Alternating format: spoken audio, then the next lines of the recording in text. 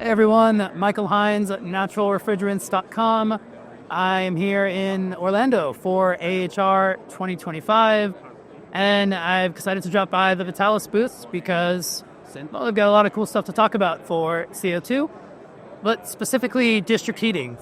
That's right, district heating in North America with natural refrigerants. Sounds a little too good to be true, but I'm with Matt Cameron, account manager at Vitalis.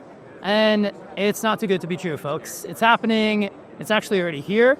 And Matt's going to tell us a bit more about what's going on that front.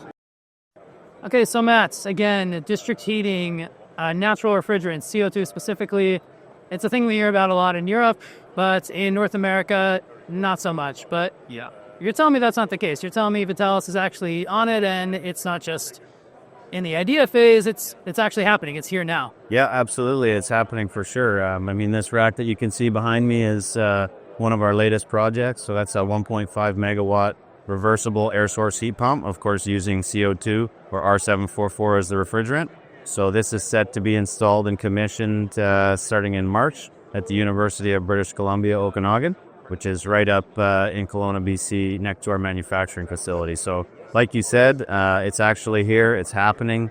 Solutions like this using natural refrigerants like CO2 are actually helping decarbonize campuses in district energy networks and, meeting their GHG emission goals.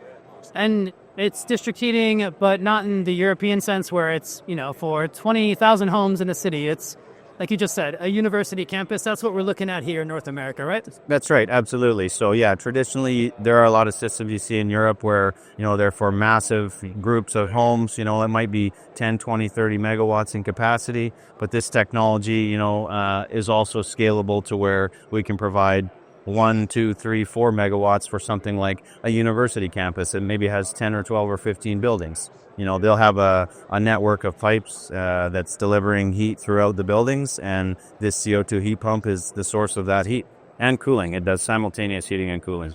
Yeah, that's the interesting bit. It's district heating, but it's not necessarily just heating. It's energy, so it's cooling and heating. That's right. It's cooling and heating, and it's a really neat concept. We won't get too technical, but essentially, this heat pump is conditioning an ambient loop that runs around the campus and serves multiple buildings that have individual water-to-water heat pumps that use that loop as a source to boost the temperature and provide heating energy to the campus. And this upcoming installation, or it's not upcoming, it's pretty much done, right? In March. This is 1.5 megawatts, you said? How does it go?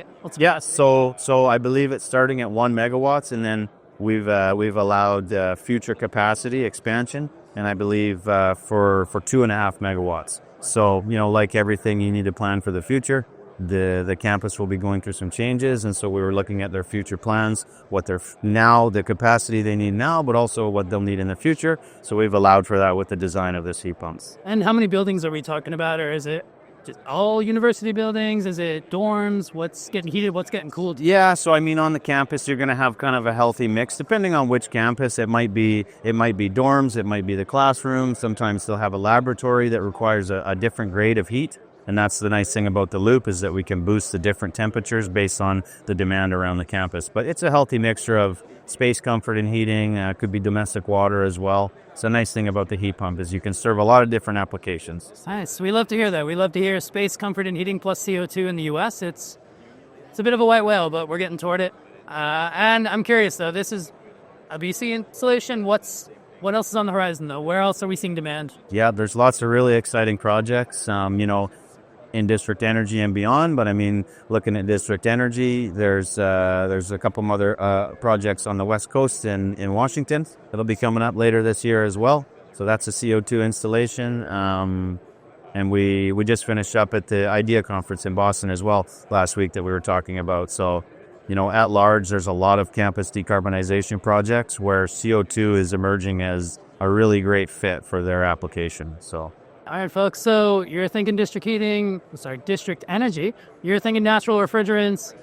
As you got to look to Vitalis, you also got to look on the colleges. That's where it's happening, and we're going to make sure to keep on this. Thanks for talking with me, Matt. Thanks, Michael.